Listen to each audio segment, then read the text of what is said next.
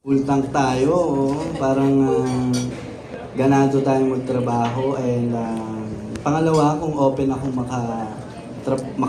hindi na makasama si Francine or tumanggap ng solo na project. Para sa akin, lagi natin ito pinag-uusapan ni Francine. The end of the day, si Francine, pumasok siya as Francine. Pumasok siya sa ABS, nagtrabaho siya unang-una as Francine. Ako rin naman po as Sel. Lagi namin itong pinag-uusapan. Lagi namin talaga itong pinag-uusapan. Masasabi ko na si Francine ay napaka-suportado sa akin. 100% siya nag-boost.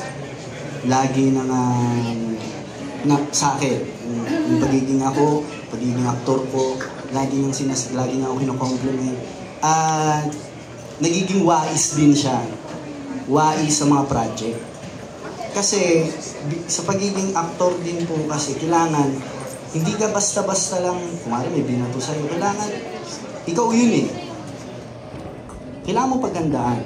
Hindi yung basta kapag alam mo hindi mo gamay o hindi ko isasabang sa sarili ko to. Kasi ako lang mapapahiya. Ako yung sa akin yung comment ng tao.